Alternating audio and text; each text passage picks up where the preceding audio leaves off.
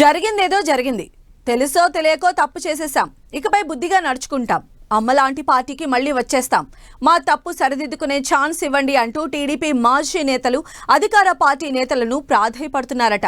ఇలా యూటర్న్ తీసుకున్న వారు చిన్నా చితకా లీడర్లు కాదు, ఎమ్మెల్యేలుగా ఉంటూ టీడీపీకి రామ్ రామ్ చెప్పేసి అప్పటి అధికార పార్టీలో చేరిన వారు కొందరైతే పార్టీలో ఎంతో ఉన్నత స్థానం కల్పించినా అధికారంపై యావతో అటువైపు వెళ్లిన వారు మరికొందరు. వైసీపీ ఘోర పరాజయం తర్వాత ఇక ఆ పార్టీలో ఉండటం వేస్ట్ అనుకుంటున్న వారు తిరుగు టప్పాలో టీడీపీలోకి వచ్చేస్తామంటున్నారు.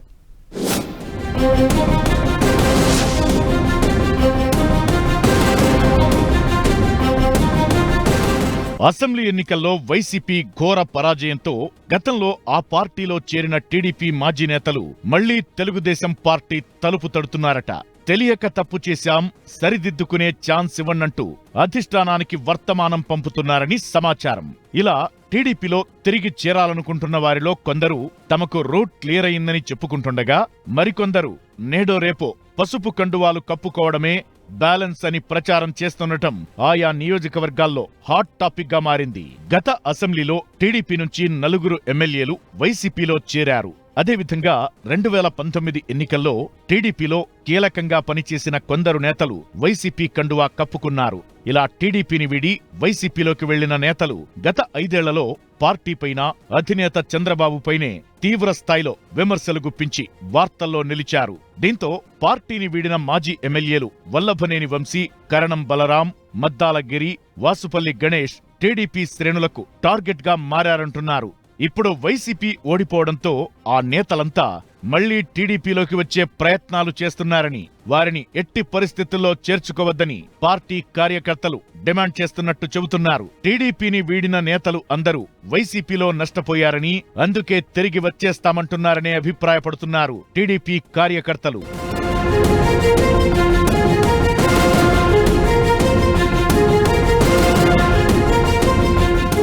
గుంటూరు పశ్చిమ నుంచి మద్దాలగిరికి వైసీపీ టికెట్ కూడా ఇవ్వకపోగా కరణం బలరాం తన కుమారుడు వెంకటేష్ ను చీరాల బరిలోకి దింపారు. వాసుపల్లి, వల్లభనేని వంశీ పోటీ చేసినా చిత్తుగా ఓడిపోయారు.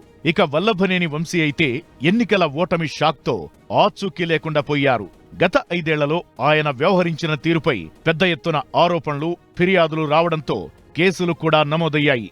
ఈ పరిస్థితుల్లో టీడీపీ అండలేకపోతే మున్ముందు మరిన్ని సమస్యలు ఎదుర్కొనే అవకాశాలు ఉన్నాయనే భయంతో పార్టీ మారిన ఈ మాజీ నేతలతో పాటు టీడీపీతో అనుబంధం ఉన్న మరికొందరు నేతలు కూడా ఇప్పుడు తిరిగి సొంత పార్టీలోకి వచ్చేస్తామని కోరుతున్నారని ప్రచారం జరుగుతోంది. విశాఖ జిల్లాకు చెందిన వాసుపల్లి గణేష్ తో పాటు మాజీ మంత్రి అవంతి తిరిగి టీడీపీలో చేరేందుకు ఆ పార్టీ నేతలతో టచ్ లోకి వెళ్లినట్లు ప్రచారం జరుగుతోంది. ఈ ఇద్దరిలో ఒకరు మాజీ మంత్రి గంటా శ్రీనివాసరావు ద్వారా తమ ప్రయత్నాలు చేయగా అధిష్టానం మొదట్లోనే చెక్ పెట్టిందంటున్నారు. ఈ ఇద్దరు నేతలకి విద్యా వ్యాపారాలు ఉండగా ప్రభుత్వం మారడంతో ఇబ్బందులు ఎదురయ్యే అవకాశముందని ముందు జాగ్రత్త పడుతున్నట్లు చెబుతున్నారు. ఇక విశాఖ జిల్లాకి చెందిన మరో వైసీపీ నేత అడారి ఆనంద్ కుమార్ కూడా టీడీపీలోకి వచ్చేందుకు ప్రయత్నిస్తున్నట్లు ప్రచారం జరుగుతోంది. ఆనంద్ కుమార్ ఈ ఎన్నికల్లో విశాఖ పశ్చిమ నియోజకవర్గం నుంచి పోటీ చేసి ఓడిపోయారు. 2019లో టీడీపీ తరపున అనకాపల్లి ఎంపీ అభ్యర్థిగా పోటీ చేసిన ఆనంద్ కుమార్ కుటుంబానికి విశాఖ డైరీ రాజకీయాల్లో మంచి పట్టుంది. దీన్ని దృష్టిలో పెట్టుకుని గతంలో ఆయన్ను వైసీపీ చేర్చుకుంది. ఆనంద్ కుమార్ తండ్రి అడారి తులసీరావుకు ఉత్తరాంధ్రలో రైతుల్లో విస్తృత పరిచయాలు ఉన్నాయి. ఆయన జీవించి ఉన్నంతకాలం టీడీపీలోనే కొనసాగారు. కాని అప్పటి రాజకీయాల వల్ల ఆనంద్ కుమార్ వైసీపీలోకి వెళ్లాల్సి వచ్చిందంటున్నారు. తమ కుటుంబానికి పార్టీతో ఉన్న అనుబంధం దృష్టిలో పెట్టుకోవాలని ఆనంద్ టీడీపీ పెద్దలను కోరుతున్నట్లు సమాచారం. ఆనంద్తో పాటు ఆయన సోదరి యలమంచిలి మున్సిపల్ చైర్పర్సన్ పీలా రమాకుమారి సైతం టీడీపీలో చేరేందుకు ఆసక్తి చూపుతున్నారని చెబుతున్నారు.